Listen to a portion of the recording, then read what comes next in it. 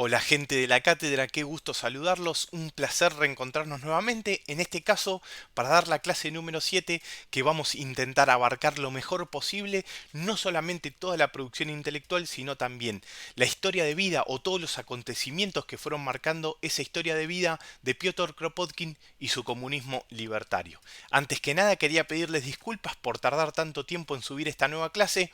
Obviamente las obligaciones personales y laborales hicieron un poco complicado la producción de esta nueva clase, pero no importa, lo realmente importante es seguir subiendo contenido al canal, no importa cuánto pase de tiempo entre clase y clase. Además, espero les haya permitido a ustedes encarar algunos de los textos que dejamos no solamente en la bibliografía que utilizamos para preparar las clases, sino también esa bibliografía específica de ese autor en particular, en el caso anterior de Bakunin, en este caso de Piotr Kropotkin.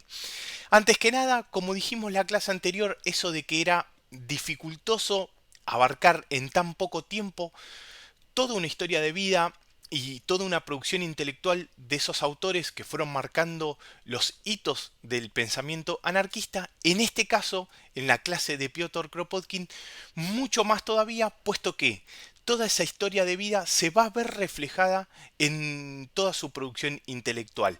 Por lo tanto, ya haciendo una especie de debilidad de la clase, posiblemente queden afuera algunos acontecimientos importantes o queden afuera o al margen algunos de sus textos que realmente todos han sido importantes para la historia del anarquismo, pero pura y exclusivamente en un sentido pedagógico intentamos recortar toda esa información para que ustedes puedan tener una buena idea y puedan encarar los textos de Kropotkin sabiendo sus principales ideas y los principales hitos que fueron marcando el porqué de su pensamiento. Antes de arrancar con la clase quiero dejarles acá un pequeño esquema, esperemos explicarlo lo mejor posible para que ustedes puedan ir viendo ¿cómo vamos a cerrar este primer bloque de clases? Lo que podemos ir viendo acá es que hay tres pilares fundamentales del anarquismo moderno. Proudhon, Bakunin y cerramos con esta clase a Kropotkin. Es decir, que ¿por qué quedan por fuera, ahí como lo están viendo en el esquema, Stirner y Godwin? Como lo fuimos viendo no solamente en la introducción al pensamiento anarquista, sino también cuando ya empezamos a ver a Proudhon, porque tanto Stirner como Godwin son pensadores anarquistas pero previos a Proudhon. Entonces, este esquema quedan en un escaloncito más abajo, si bien los consideramos como pilares del anarquismo, quedan un poquito más abajo o al margen de esos tres pilares únicamente y en un sentido didáctico por ser anteriores a Proudhon. Por lo tanto, en esta clase en particular lo que vamos a cerrar es a los tres grandes pensadores que dieron inicio a este pensamiento moderno del anarquismo en el sentido de poder definir en una corriente de ideas de pensamiento antijerárquicas y antiestatales y antiautoritarias. Comencemos a indagar un poquito sobre la biografía de Kropotkin y lo que vamos a notar es que claramente todos los acontecimientos que fueron marcando su historia de vida van a influenciar directamente en su producción intelectual, sobre todo en lo que respecta a las interacciones humanas que va a definir claramente en su tesis del comunismo libertario. Como si se tratara de la clase anterior, al igual que Bakunin, nació en Rusia en 1842. No solamente escribió sobre política y economía, sino también sobre geografía, teniendo gran éxito y un gran reconocimiento como geógrafo y como científico. Al igual que Bakunin, nació en el seno de una familia aristocrática y poseía realmente el título de príncipe, puesto que su familia había gobernado el Principado de Kiev. Su padre era militar y propietario de extensiones agrícolas y su madre también era hija del gobernador de Siberia. Lo que podemos ver es que Kropotkin nace en el seno no solamente de una familia ligada a la aristocracia de la Rusia imperial, sino también ligada al gobierno de esa Rusia imperial. En razón de pertenecer a esa familia acaudalada, va a permitirle estudiar en los mejores establecimientos educativos de Moscú. En 1857 va a iniciar su preparación para la carrera militar en el Cuerpo de Pajes del Zar. Este Cuerpo de Pajes del Zar era una academia militar donde no solamente se preparaba a los futuros miembros de las Fuerzas Armadas de la Rusia imperial, sino también a los futuros funcionarios del gobierno del zar. Es acá donde va a tener los primeros acercamientos conocimientos hacia las ciencias naturales y además donde va a comenzar ese interés por la política local, que no obstante al ir observando todo ese mundo intrincado de burocracia va a despertar una actitud crítica hacia ella. En 1862 va a finalizar la estancia en la Academia Militar y va a ingresar, ahora sí concretamente, a su carrera militar. Ahora vamos a destacar dos puntos que van a ser influencia directa de lo que Kropotkin va a trasladar en sus textos, de lo que es su interpretación sobre cómo tiene que ser la organización social y cómo tienen que darse las relaciones humanas al interior de esa nueva organización social. Va a ser destinado al regimiento cosaco en el Amur.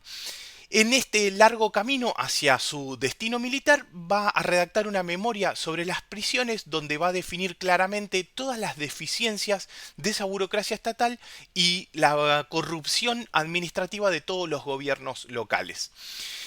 En este trayecto, en este camino y en todos los pueblos que fue conociendo, le permitió observar las primeras formas de cooperación directa y autónoma entre los campesinos y los cazadores. A raíz de ir observando esta relación y esta organización social autónoma y cooperativa, va a redactar un proyecto de un gobierno municipal autónomo que por supuesto va a ser descartado por las autoridades del zar por considerarlo excesivamente democrático. Y como continuación de lo que dijimos en la filmina anterior, Kropotkin, alejándose de esa vida de ciudad que le resultaba sofocante, va a comenzar su periplo como explorador en territorios cercanos a la frontera entre Rusia y China.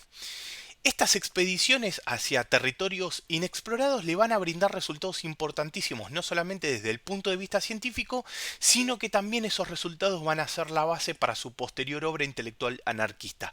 Sobre todo, los estudios que realiza sobre la fauna del lugar de estos territorios inexplorados le van a proporcionar datos interesantísimos que va a utilizar como fundamento de su obra, que vamos a ver en específico unas filminas más adelante, El apoyo mutuo. En 1867 va a abandonar la carrera militar para incorporarse a la Universidad de Moscú para dedicarse pura y exclusivamente a su actividad como científico. En el ámbito universitario va a lograr publicar esos estudios geográficos y geológicos que había realizado en su época de explorador dentro del servicio militar que vimos en la filmina anterior, lo cual le va a dar un gran prestigio y en razón de ese prestigio va a ser nombrado secretario de la Sociedad Geográfica Rusa, que posteriormente le van a ofrecer la presidencia de esa institución, aunque curiosamente un día después de ese ofrecimiento va a resultar arrestado. Lo que podemos ir viendo es que ese recorrido que realiza Kropotkin al interior de esa Rusia imperial en razón de su labor como explorador dentro del servicio militar le va a permitir observar en primera persona la miseria en la cual vivía el campesinado de la época. Esto lo va a impulsar a modificar su actividad como científico por la de activista político. Por eso, en 1872 va a iniciar su relación con el movimiento obrero, incorporándose a la Internacional Obrera, primero acercándose a las tendencias marxistas, posteriormente virando por completo, incorporándose a las tendencias anarquistas que proclamaba el sector de Bakunin. Para ir finalizando con este breve resumen o este breve repaso por la biografía de Kropotkin, tenemos que decir que en 1873 es arrestado en Rusia protagonizando un escape de película huyendo a toda velocidad arriba de un carruaje, por supuesto ayudado por varios de sus camaradas. Vestido de militar va a tomar una embarcación en rumbo al exilio a Inglaterra. Una vez en Inglaterra, su prestigio como gran científico le va a proporcionar trabajo de inmediato y va a lograr publicar en revistas científicas de mucha importancia en la época. En 1876 se va a incorporar definitivamente a esa gran federación anarquista de la Primera Internacional, la Federación del Jura, y obviamente durante el exilio es donde va a trabar contactos y amistades con grandes anarquistas como Malatesta, Cafiero o Reclus, donde le van a proporcionar la base para sus grandes escritos sobre política y sobre anarquismo que va a realizar en esa época. En 1917 va a retornar a Rusia en plena efervescencia revolucionaria y va a fallecer en 1921. Nos metemos ahora sí en lo interesante, en todas las ideas que nos fue dejando Kropotkin a través de todos sus textos.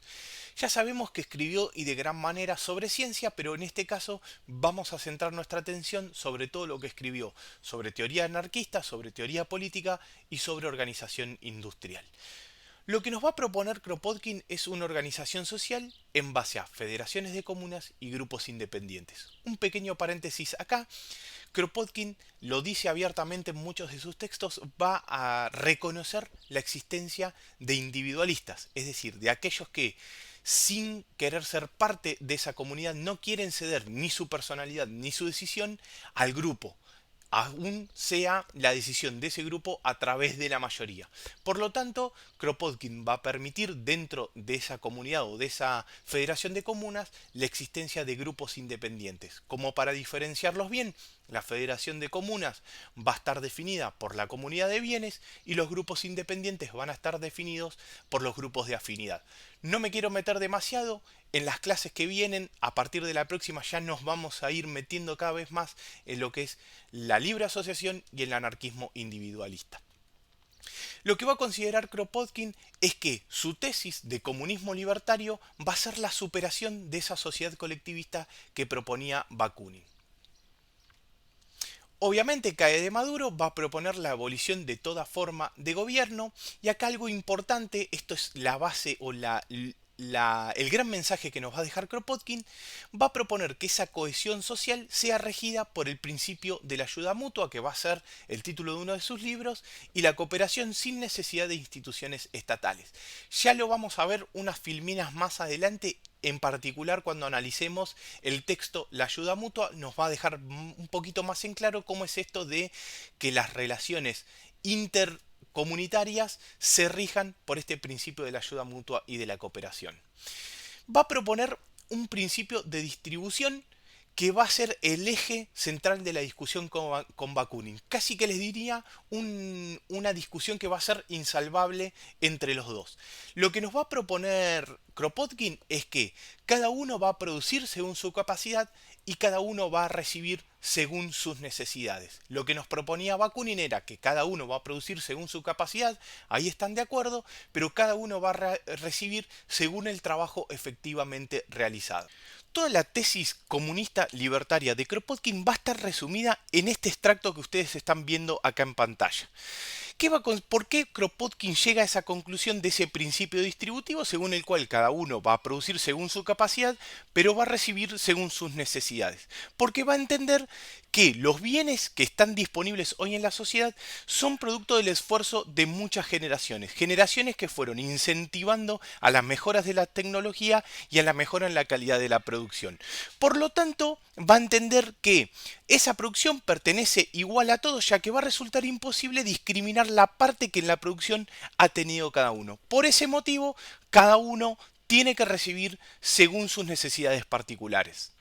Por lo tanto, a partir de esta premisa de Kropotkin, esto de que al no poder determinar el grado o el porcentaje de participación de cada uno en la producción, todos vamos a participar de esos frutos del trabajo comunitario de la misma manera, tomando según nuestras necesidades, va a proponer organizar la producción y el consumo mediante la colectivización de los medios de producción. Claramente esto va a llevar a la racionalización de la economía y va a proponer la descentralización industrial y la supresión del trabajo como casi una constante en todas las distintas manifestaciones del anarquismo.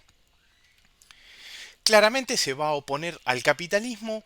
Este principio de distribución que acabamos de ver de Kropotkin va a ser la contracara de ese principio distributivo o ese principio del máximo beneficio individual que va a llevar adelante el capitalismo.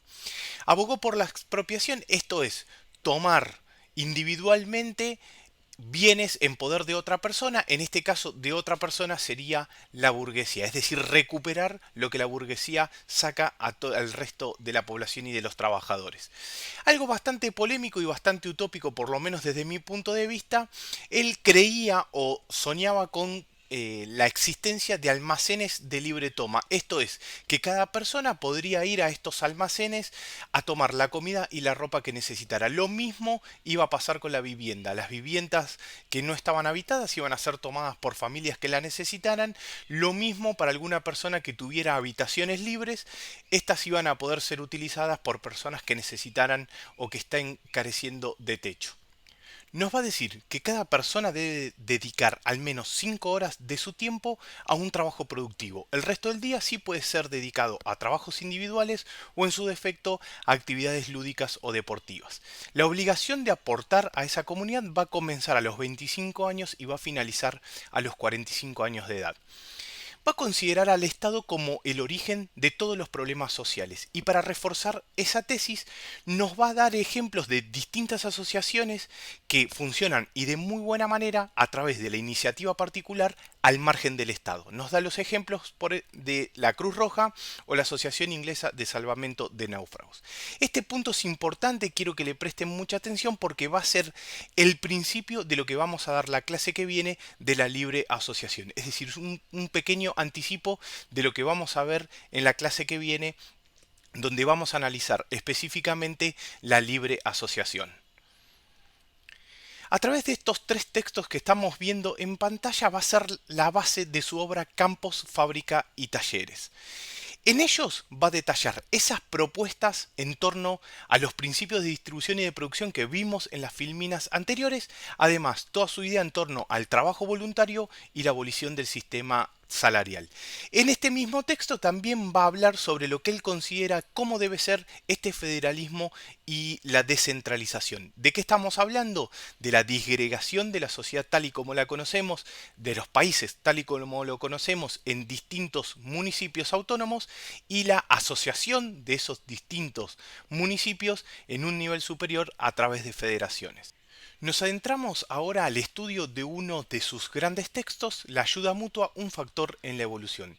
Todo este trabajo va a estar destinado a contradecir a Thomas Huxley, quien, a partir de Darwin y los aportes hechos en el origen de las especies, sobre todo en lo que es la lucha por la supervivencia, va a llegarnos hasta nuestros días como darwinismo social.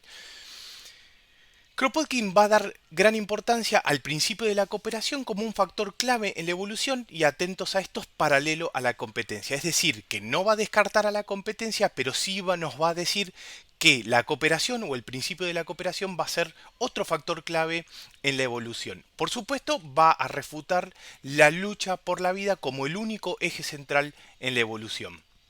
Lo que podemos saber acá de manera gráfica es cómo Kropotkin va a contraponer a la competencia con la solidaridad. Lo que podemos ver también de manera gráfica es eso que nos decía Proudhon de la anarquía como equilibrio. Acá básicamente Kropotkin estaría haciendo lo mismo, nada más que al contrarrestar la competencia con la solidaridad estaría encontrando el equilibrio. Nos va a decir que esa cooperación y la ayuda recíproca van a ser prácticas esenciales en la naturaleza humana y que si no aparecen estas, la sociedad va a caer en la jerarquía. Va a generar una concepción moral y ética de cómo tiene que ser la organización social. Nos va a decir que los principios de libertad, solidaridad y justicia tienen que existir y se tienen que plasmar en la realidad para poder contrarrestar o superar esas formas instintivas de violencia que también forman parte de la naturaleza humana. Y acá un poco un aporte más como científico nos va a decir que las investigaciones sociales deben producir el conocimiento de las necesidades humanas. ¿Para qué? Para conocerlas y poder atenderlas y resolverlas. Otro de sus grandes textos fue La conquista del pan, en el cual va a describir las fallas de los sistemas económicos tanto del feudalismo como del capitalismo y va a llegar a la conclusión de que ambos crean miseria y escasez al mismo tiempo que promueven el privilegio y al mismo tiempo que van a reforzar la jerarquía a través de los organismos estatales. Va a proponer entonces un sistema económico descentralizado, el cual va a basarlo en la ayuda mutua y la cooperación voluntaria, con lo cual podemos ver que ha logrado trasladar todos los conocimientos y todas las conclusiones generadas en el texto que vimos anteriormente, la ayuda mutua, a este presente texto. Es en este texto en donde él va a establecer esa idea de la generación de riqueza colectiva, es decir, de esa que va de generación en generación, y que a partir de que es imposible determinar el porcentaje de participación de cada uno en esa generación de riqueza colectiva, todas las cosas van a pertenecer a todos. A todos. Es en razón de esa premisa por la cual va a justificar su diferencia con Bakunin y va a rechazar esa fórmula distributiva en la cual Bakunin decía que cada trabajador tenía derecho al producto íntegro de su trabajo. Por otro lado, va a negar la teoría de Malthus. Malthus nos va a decir que el crecimiento demográfico va a ser superior a la capacidad de producción y por lo tanto vamos a ir en un sentido de decadencia y de caos en la humanidad. Kropotkin va a decir que el hombre acrecienta su fuerza productiva con mucha más rapidez de lo que él mismo se multiplica. Y por este motivo, Kropotkin creía en la superabundancia de productos que iba a ser el fundamento de esos almacenes de libre toma. Es decir, que existiendo superabundancia de productos, nada impediría la existencia de estos almacenes de libre toma donde cada uno iría y tomaría según su necesidad. Si de críticas a Kropotkin vamos a hablar, tenemos que hacer mención de la actitud probelicista que adoptó en tiempos de la Primera Guerra Mundial. Tomó partido por la Triple Entente, esa que estaba formada por Gran Bretaña, Rusia y Francia, bajo el pretexto de que el triunfo de esta Triple Entente iba a favorecer a las luchas revolucionarias, sobre todo por impedir el avance de ese ideal imperialista alemán. Esto le trajo fuertes críticas al interior del movimiento anarquista. En una carta, Enrico Malatesta dirigida a distintos colegas va a hacer una crítica devastadora sobre Kropotkin que lo va a apartar directamente del movimiento anarquista, incluso le va a valer ciertas enemistades en el seno del movimiento anarquista. Claramente esto fue aprovechado políticamente por los bolcheviques para desacreditarlo y junto con él desacreditar a todo el movimiento anarquista que también estaba haciendo sus esfuerzos en la revolución en territorio ruso. Ya a la vuelta a Rusia en 1917 va a recorrer el país dando distintos discursos que lo van a volver a poner en primera plana y con ello ganando nuevamente cierta popularidad. Ya con la revolución consumada y con el gobierno bolchevique en el poder, va a cruzar distintas misivas y va a tener reuniones con Lenin donde le va a poder decir cara a cara sus objeciones en cuanto al rumbo que estaba tomando la revolución y sobre todo las críticas a esa nueva jerarquía que estaba surgiendo con el gobierno comunista de los bolcheviques. Por supuesto, esta actitud desafiante y valiente de decirle cara a cara al líder de la revolución todas sus objeciones, sumado a la represión que los bolcheviques estaban haciendo, no solamente a organizaciones anarquistas, sino también a organizaciones opositoras, va a volver a amistar a Kropotkin con todo el movimiento anarquista. Muy bien, gente, hemos llegado al final de esta nueva clase, no sin antes dejarles en pantalla toda la producción bibliográfica de Kropotkin. Ha sido tan extensa la bibliografía que ha escrito Kropotkin que me ha sido difícil reducirlo en una sola filmina, con lo cual voy a pasar a desdoblar esa filmina con todos los textos que ha escrito Kropotkin. Cualquiera que tenga que dar una clase preparada con un PowerPoint, esto es altamente desaconsejable. Creo que son las dos peores filminas que he hecho en mi vida. Pero bueno, quería demostrarles a ustedes la cantidad de lo que ha escrito Kropotkin. Y aprovechando, por supuesto, que ustedes pueden pausar el video, pueden darle una mirada, pueden imprimir la captura de pantalla para poder ver más en profundidad todos los textos y elegir uno de esos para encarar su lectura. Quiero agradecerle enormemente, como siempre, a toda la gente que se sigue suscribiendo al canal, pedirle mil disculpas nuevamente por haber tardado tanto en subir esta nueva clase, pero como dije al inicio, lo importante es seguir subiendo contenido, no importa cuánto pase de clase en clase. Ahora sí, no los molesto más, les dejo un gran saludo y nos vemos la próxima clase.